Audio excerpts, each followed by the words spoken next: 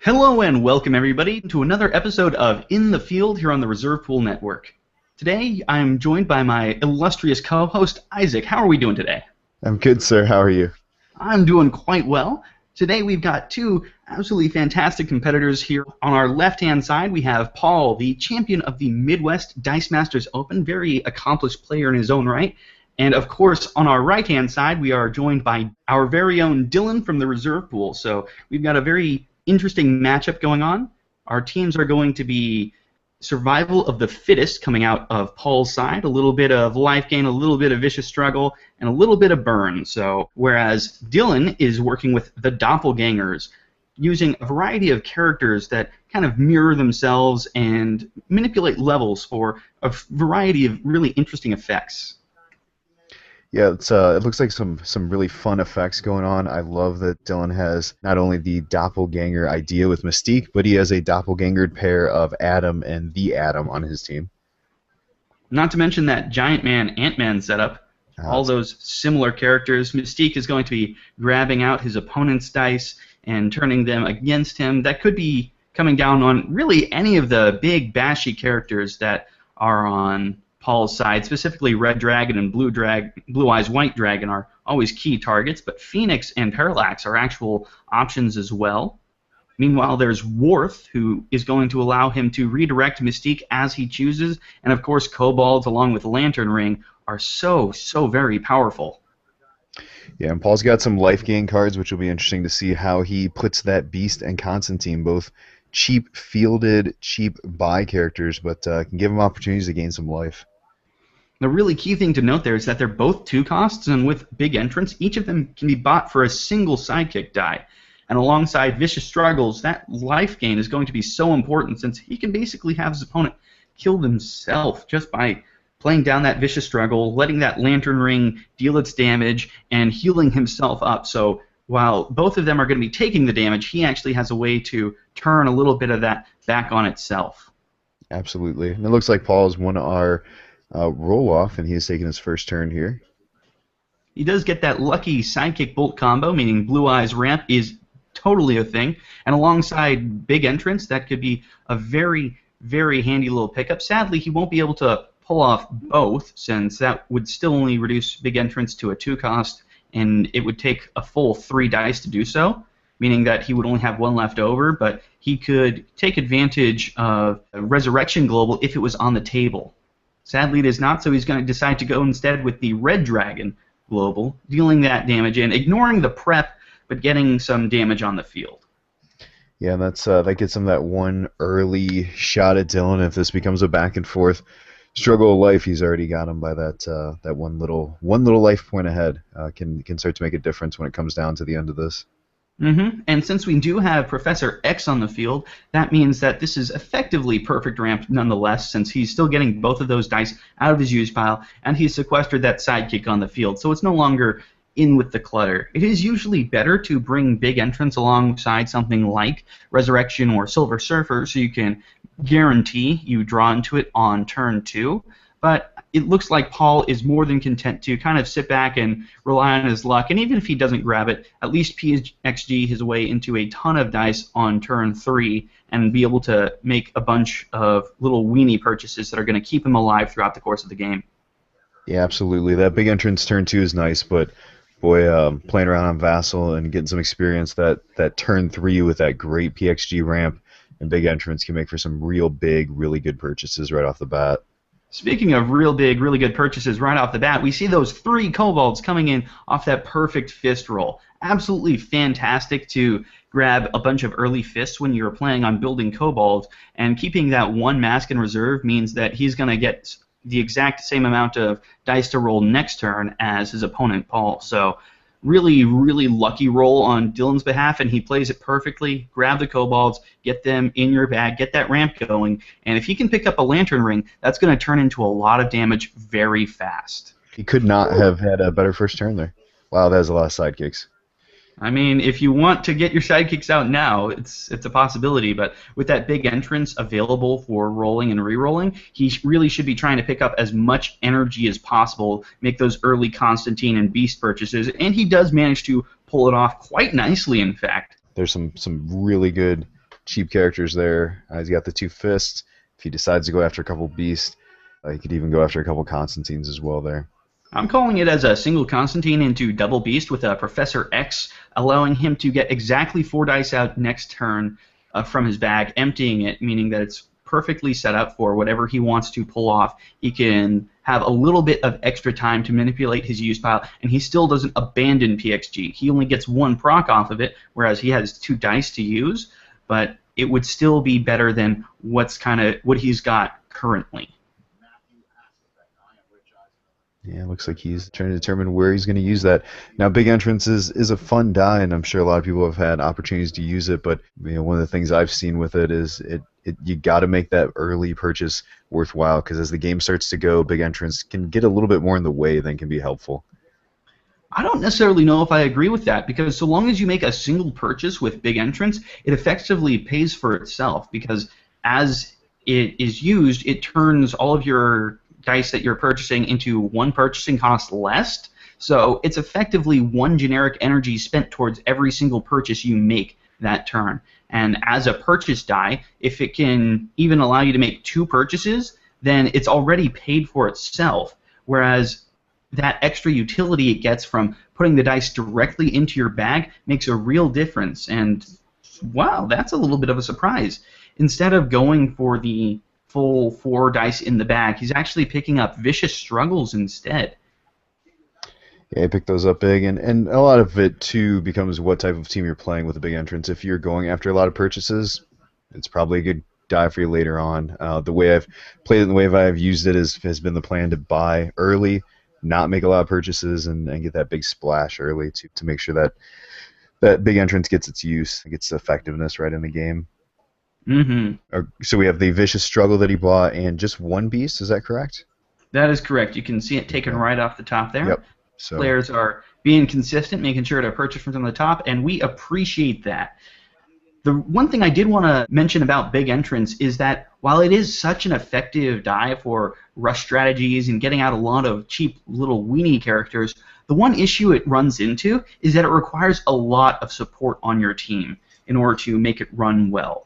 If you want to be making a lot of purchases with big entrance and getting the most use for it, you want to be bringing PXG along, which is already limiting your character options. It's already providing a global to your opponent. As we all know, I am staunchly anti-PXG, but I think that big entrance makes a reasonable enough case for it that it's still good to bring along with the team. And the other thing that big entrance does is it requires you to bring along some sort of prep and some way to mitigate its cost if you want to get it out early.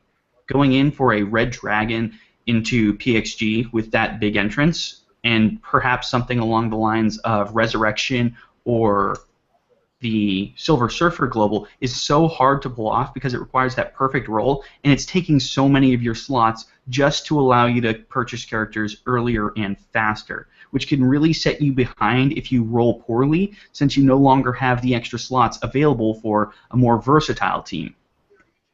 Yeah, it has been interesting, and I think one of the ways that for those that are listening, those that are watching this, one of the ways you have opportunities to learn how to do that is finding your way over here to Vassal, playing with these big entrance cards, playing with Vicious Struggle, and learning how they interact. And you may have one awesome game, playing with a friend here or there. But one of the things I've learned and one of the things I've been able to do is kind of see what gels well. Right before we sat down to record this, I threw a team together, played with a guy, and said, "Oh, I don't think I'll be playing that combo in the future." So definitely, it's kind of a plug for what we do here. Right now, there are looks like about 10 people on Vassal right now playing games, so it's definitely a happening night here.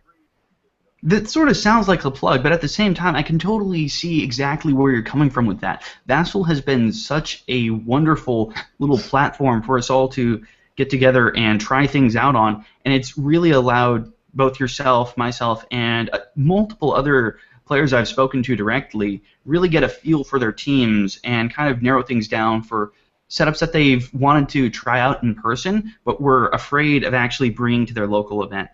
Because like the one issue with local events is that they happen sporadically, so you've got a big investment in winning. You want to try your hardest to make sure that you are going to win that one night a week that you're going out to play Dice Masters. And with Vassal, since you can play it more often and more casually, you're willing to take bigger risks and try out new things that can translate into bringing newer, fresher teams and new ideas into your local scene. Yeah, absolutely. I would imagine that Dylan would not necessarily drag Doppelganger into a store for a constructed night, but this gives him a chance to play around with it and say, wow, maybe this is the start of a team that I could mess around with.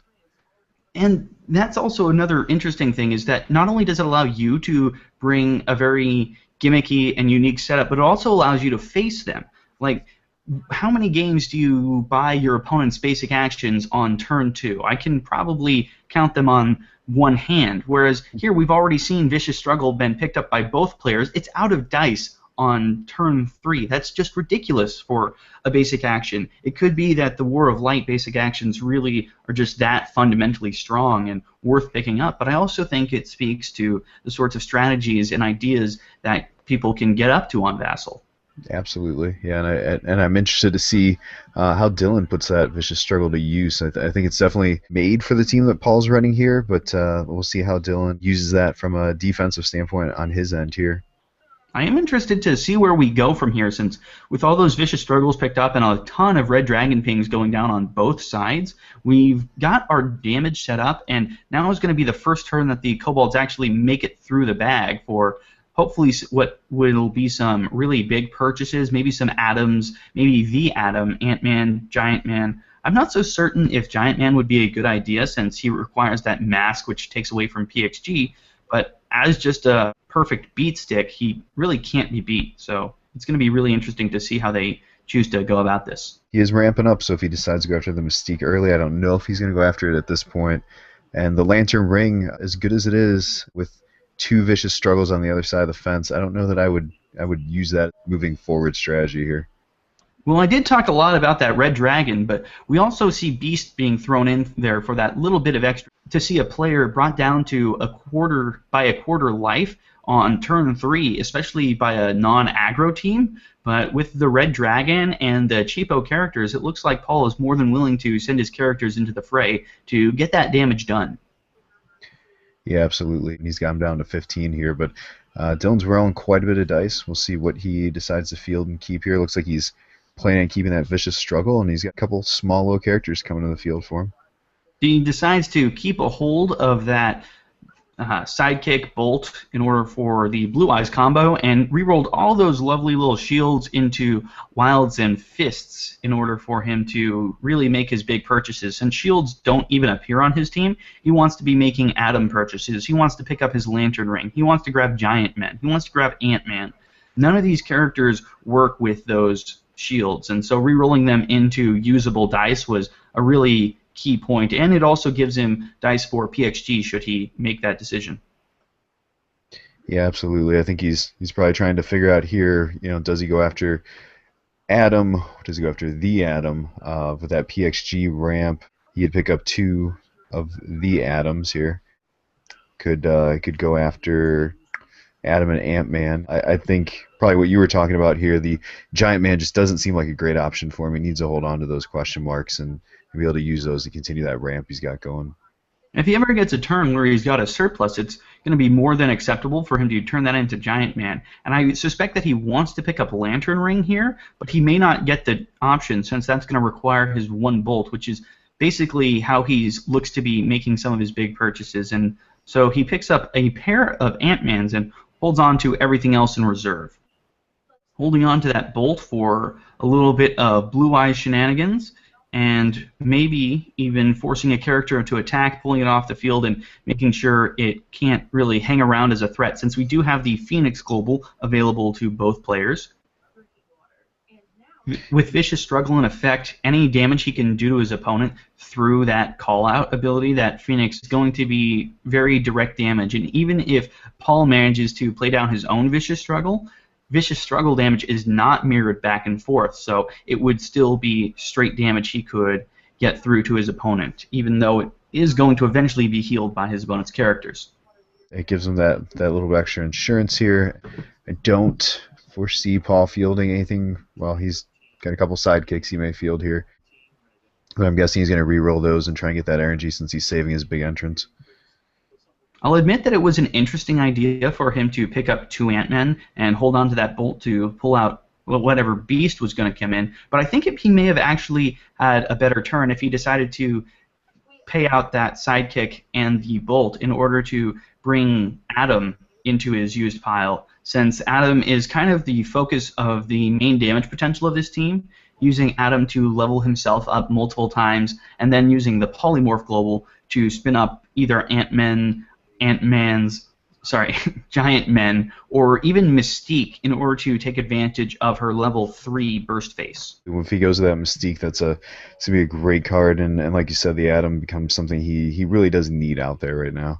If he decides to go that route. It looks like Paul went with fielding the sidekicks he had, bought himself another Beast and another his first Constantine. He is also with the Vicious Struggle in the field. They do both have those Vicious Struggles down, but only one of them will ever proc at a time, since they are never going to be warring because of the actual wording of Vicious Struggles effect. However, I think it is worthwhile that he's picking up those Constantines, since Beast is a little bit more energy intensive to make work and can really throw a wrench in your plans if you're forcing him into battle. It appears that... Okay, so Dylan went with the Phoenix Global here. Now, when we look at the globals that we do have on the board, Paul brought the Phoenix Global. We also have the Parallax Global, the one generic. Now, we have yet to see anybody use that. Do you think that's something that, as a game state gets moving here, that somebody may grab that to get that ideal role for him? I believe that Paul brought that along specifically for his own team. If ever he ran into too many of the same energy and couldn't really make use of it, since once he's made all of his Beast and Constantine purchases, those fists and shields are going to be effectively useless, and he might want those for a little bit more global utility. So we see Dylan dragging the dice out. He does have the swarm effect in place here. 3 swarm procs and 2 PXGs means he's got 11 dice. Some of them are covered up because of how he stacked them. But if he can just pull those out slightly, we can see the full extent of his roll. There we go. We've got 11 dice down, multiple fists, perfect rolls on those kobolds, since he managed to pull them off on their double fist faces. That's the absolute ideal for kobolds, and this would be a staggering turn if he managed to have that lantern ring active, but sadly that is not something he's chosen to pick up by this time, so it's definitely something he's going to want to grab in the turns coming forward. Sure, but again, with Paul having that Vicious Struggle out there, as much as it would have hit him, it would definitely be bringing Dylan closer to his demise as well. So I think he's probably trying to figure out a way to get around those Vicious Struggles at this point.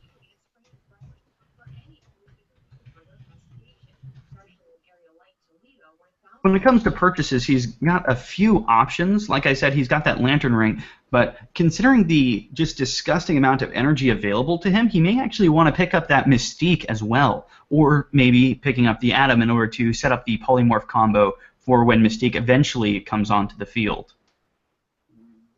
Mystique would just be such a powerful character here with those 5 characters on Paul's field that are all 6 cost and higher. Specifically, Blue Eyes White Dragon is really nasty because of its super high level 1 stats, super high level 3 stats. Red Dragon, of course, gives him access to that breath weapon, which can clear away entire fields.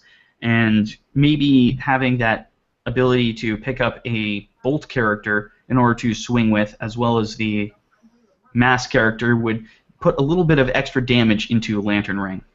Absolutely. So he is spending fistfuls of energy here. Double fistfuls. There's that Mystique.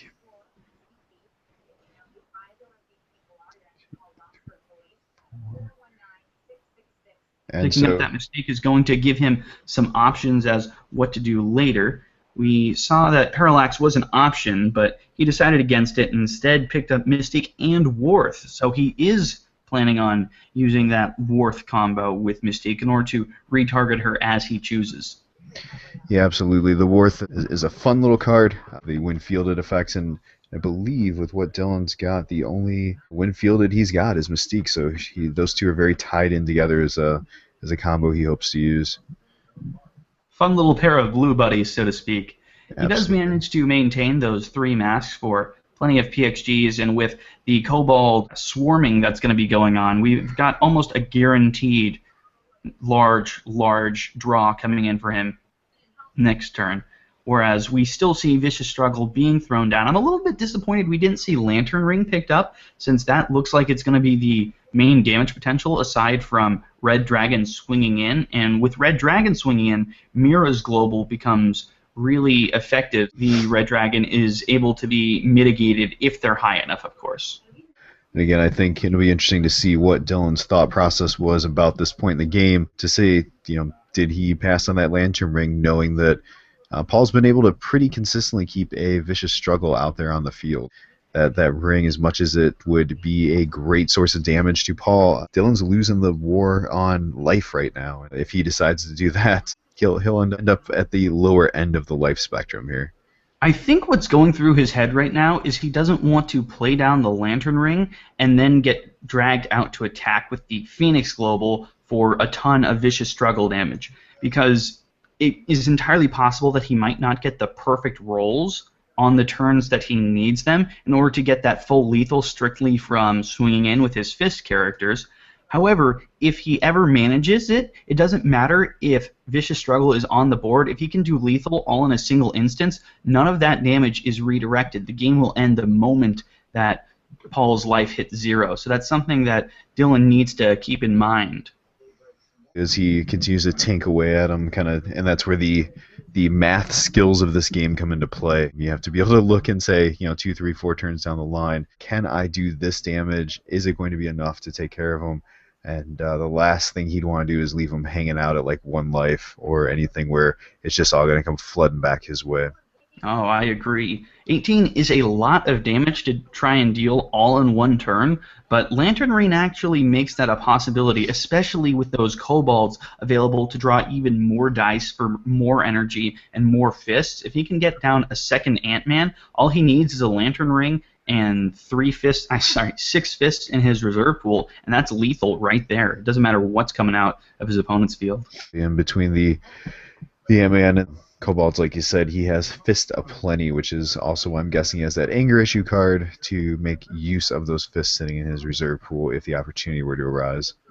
The other really nasty thing to point out is that Paul has no way of mitigating the Lantern Ring damage. It is character ability damage, which means that a character like Human Paladin could mitigate it somewhat with its global, but all he has for mitigation is Mira, and that's not enough. In fact, it doesn't even touch it, because ability damage and combat damage are 2 entirely separate things. He's looking at taking all of it. Like you said, does not have a way around it, unfortunately, at this point. He's on a clock with the number of fists Dylan has over there, so he absolutely needs to figure out how he's going to get in and get that win here.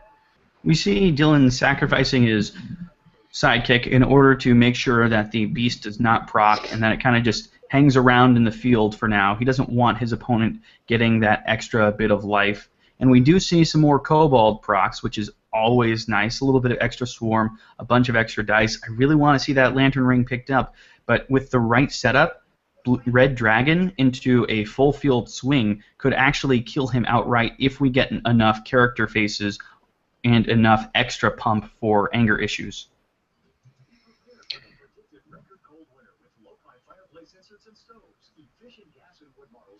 We see a roll without Mystique, so that's not going to be happening this turn. If he can get her on the field, he still may need to use the Polymorph Global to spin her up, but the Kobold at its level 3 face is always more than happy to provide that. The sad thing is he also has to spend energy on the Red Dragon Global, the Red Dragon's Breath Weapon, unless he wants to pay his own life, which is a possibility. And while that would still deal 2 damage back to him from the Vicious Struggle before his characters hit in for combat, that would mean he only needed 16 combat damage out of his whole field. Assuming we get a level 3 red dragon, and he keeps the character faces he currently has, that would be perfect lethal. So it will be interesting to see what happens, and there's the level 3 Mystique. Yeah, it's a great roll. It's exactly what he's looking for. 2 field costs to get her out there. She becomes a big old beast for him here.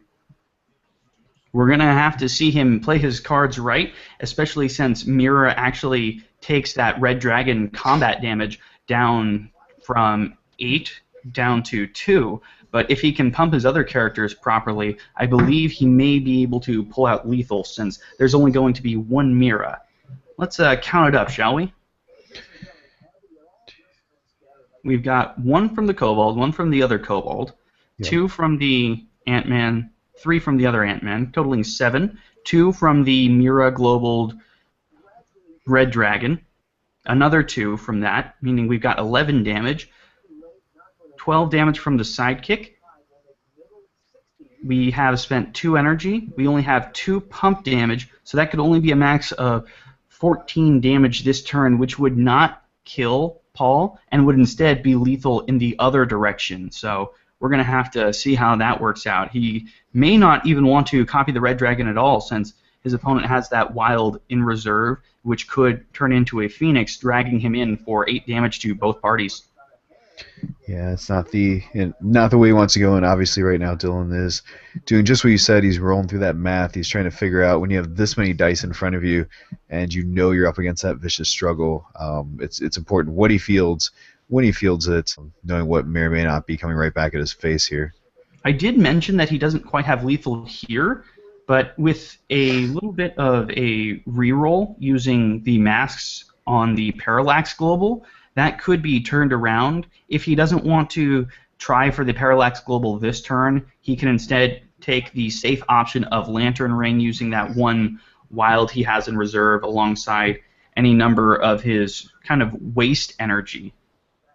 He is calling out a dragon as his copy for Mystique. And Red Dragon it is.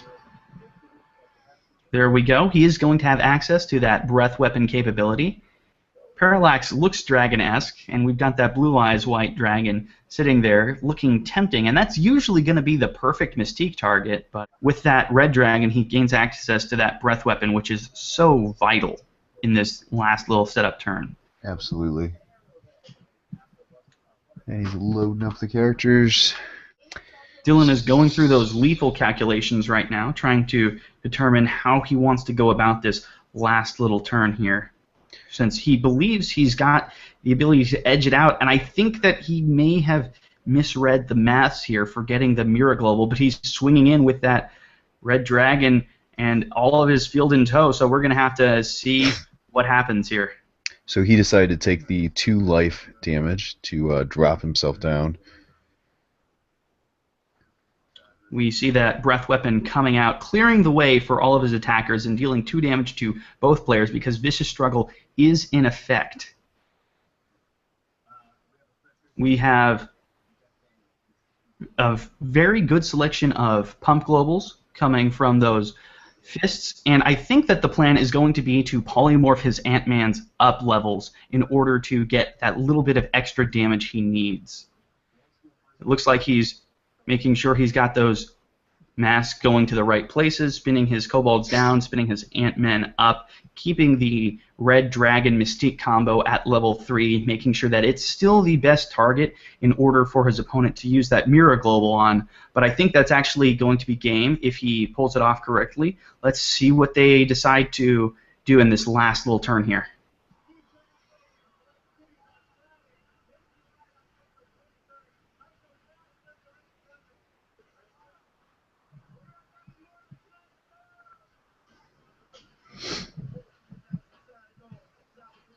Leveling up those Ant-Man that now are hitting him with that 5, and now he's given Paul the opportunity, passing him priority here. He is sitting on his shield and question mark, which we've got to imagine he's going to sit on that question mark just in case for Mira, but looking at the math here. Paul's tossing out that Mira Global, taking Mystique Red Dragon combos damage down to 2. But that's still not going to be enough to save him, since that's still 15 damage on the board, and with 4 possible anger issues pumps. That's going to be a whopping 19 damage. Paul is seeing if he can do any little bits of maths to maybe save his hide, and there it is. We have a GG out from the players. So that was a just staggering final turn. Mystique into any sort of dragon is always such a powerful play, and she really offers that maximum versatility to just play with what's on the board. Yeah, that was exactly what he needed out of that Mystique, and the Lantern Ring may have been his original plan here, and we'll see when we talk to him, but boy, the Mystique was a great pull, and that was really studying that other side of the board. He knew what his opponent had. He saw that dragon, and he knew Mystique was going to be a big punch if he got her right where he wanted her at level 3. I also really like the risk there, because that vicious struggle on the board means that if you've miscalculated by even a fraction of a damage, that means that you're out of the game. You've taken yourself out. You've done the work for your opponent. Vicious struggle turns the whole game on its head with the idea that you really need to get all of that damage all in one turn, and normally Mira is a great way to counter those one-shots, but it seems that in this particular matchup it didn't quite manage to pull it off, specifically because we had those polymorphs there on Dylan's side, which allowed those Ant-Men to get up to their maximum damage value. So let's start with you, Dylan. How did you really feel about this team, and what really was the turning point for when you took control of the game?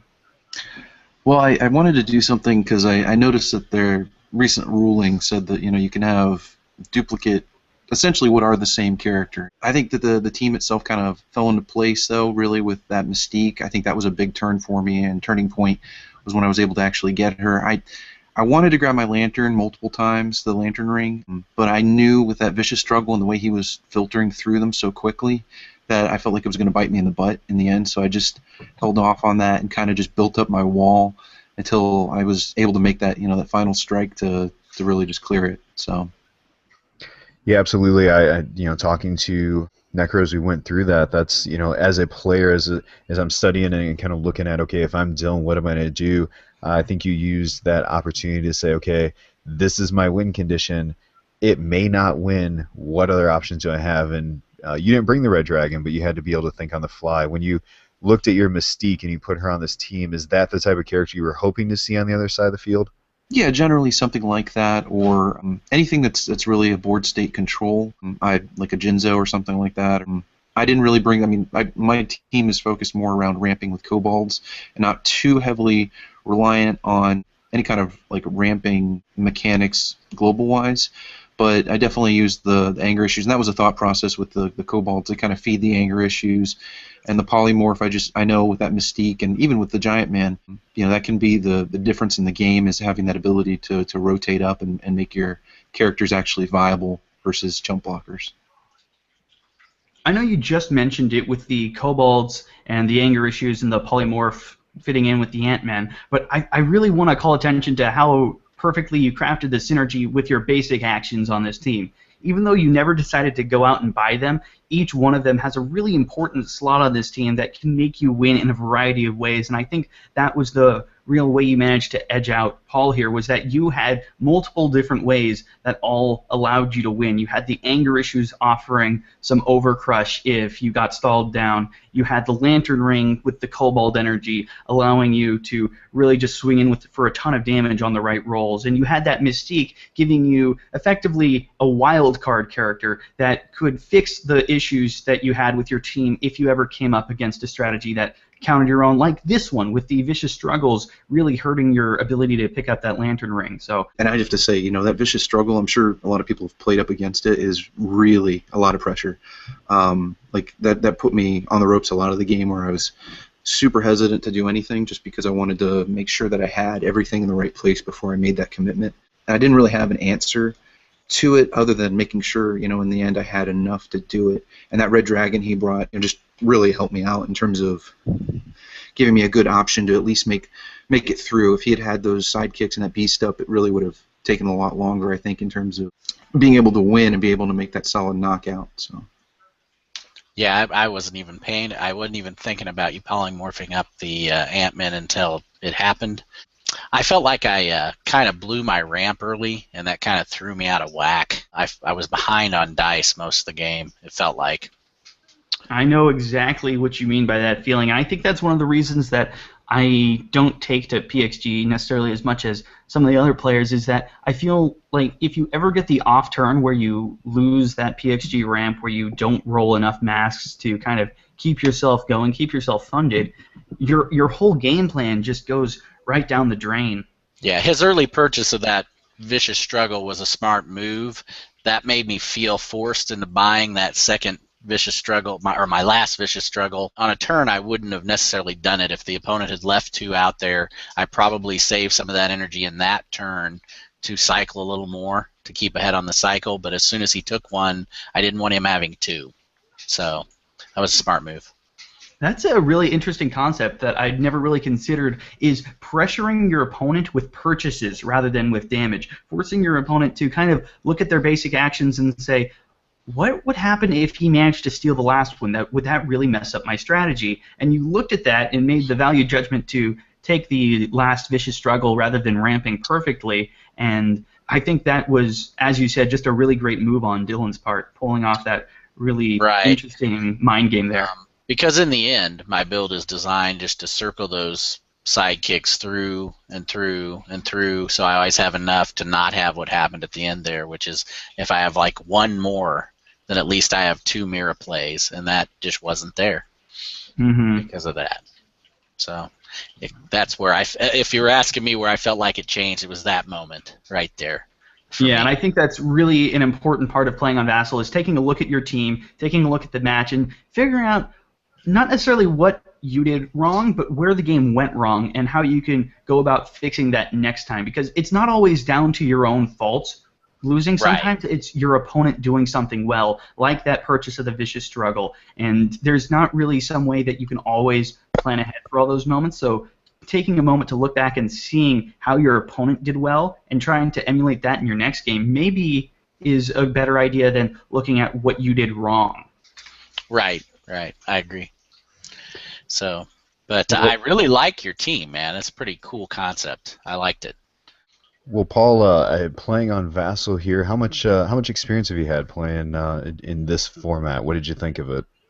Well, as you know, as the people don't know, but you know, the last time we started to play was my first time playing on Vassal, and this is only my second time. My brother's been meaning to get it loaded up so we can play, because he lives in the same city. We're not close enough to where we can just meet up every other day or anything, but he hasn't done it yet. But I like it. I mean, I've already done some other building on it just to play around with things. It's a lot easier sometimes than just pulling out my books and physically getting the cards out, so then I can kind of throw something out there. If it doesn't work at all, it's not a waste of half hour putting cards back, or that's kind of nice. But yeah, I like the format a lot, actually. I'm glad to hear you say it. I think Vassal provides a really unique and valuable utility to anyone who wants to play Dice Masters, either with someone who doesn't have a camera or is too far away to make constant actual meetups with. And it also, as you mentioned, is a really great way to set up teams without all the hassle of the actual physical cards going around. If that's something you're into, like you like the feel of cards in your hands and pushing them around, like that's something that you always have the option of, but Vassal gives you the option to go past that and just deal with the cards in a really nice, super clean, really easy format. Yeah, I'm actually thinking about encouraging some of our newer players that don't have a robust pool of cards right now, because they're pretty new and they're trying to spot buy.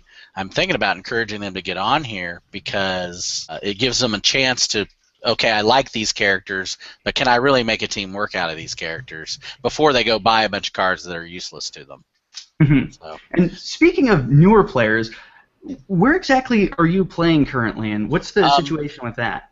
I live in the Kansas City metro area. I actually live in a suburb of Kansas City called Independence, but like many cities, there's many suburbs. We have a pretty good amount of players at this point. We've got 3 stores that actually do OP events at least once a month, if not more. So it gets pretty hectic sometimes, actually. We usually get anywhere from 10 up to 30 players locally, even, depending on the events. It's really great to hear that you have such an active and lively, really engaged scene. And I've got to ask, has anyone ever been intimidated knowing that they're coming up against the champion of the Midwest Masters Open? Yeah, it's funny. Since I won, some of our other players that are just as good as me, Miles is one of our local players. He's actually made some of the bigger events. Even some of our other players, they act intimidated even in the rainbow drafts, and I'm like, I'm no better than any of you all. I happened to win that event. In fact, there were a couple situations, like most people could probably say for any big tournament like that.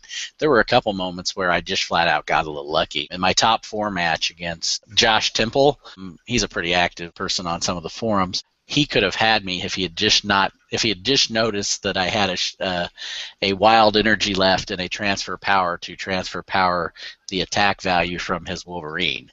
But he did not, and thus that changed that game. So yeah, those last little in the heat of the moment, those big competitions, I'm guilty of missing some of those myself. Boy, you should kick yourself afterwards for those. Yeah, I told him not to take it too hard. It was wild energy, and it's this thing I've been telling my kids. All 3 of my kids play. They're all teenagers, 13 to 17, and they all play. So I told them, watch out for that, because mentally we're conditioned to look at as a wild energy as a mask. You see it in your mind as a mask if you're not careful. So just something for newer players to watch, because we all know PXG and we think, oh, that's a mask, but it's not always a mask. And I think that's what happened to him there. I don't need any more reasons to hate PXG any more than I do, but you're giving them to me anyways, and I love you for it. Yeah. Such PXG hate. I guess I should ask you, what is your stance on the PXG end? Do you use it? No. Do you have it on your teams, or is it a big component? I almost always put it on my teams. Crutch. It is a crutch that I have a hard time going without. For me, it's not. To me, I guess I take the opposite stance. I feel like it gives the opportunity to play around with some different larger characters or different characters than I normally feel like I could competitively. Does that make sense? And that might not be fair. I probably am not. I'm probably overvaluing it, to be honest with you. Well, and we've had this discussion on the forums, online, in Hangouts a lot. I fall less. I'm probably right somewhere in the middle between the two of you.